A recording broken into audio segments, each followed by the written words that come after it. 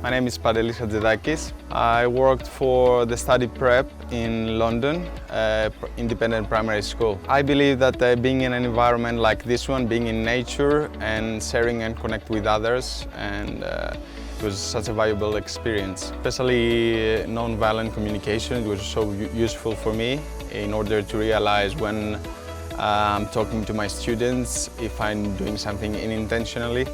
Yeah, I would definitely suggest it to anyone, any educator or professional around the world, if they would like to come and join and see this amazing school, nature school, and interact with other professionals.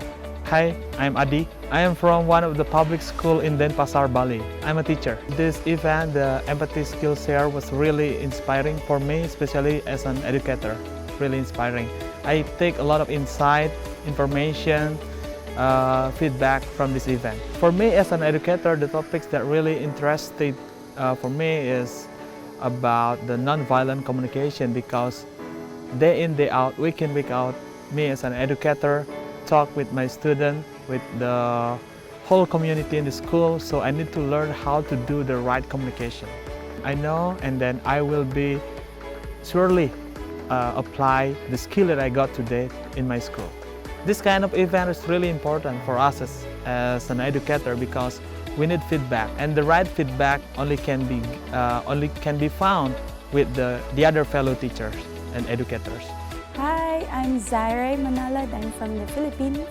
I am currently associated with Marigold Community Learning Center here in Bali. It was a very fruitful sharing. I really enjoyed it.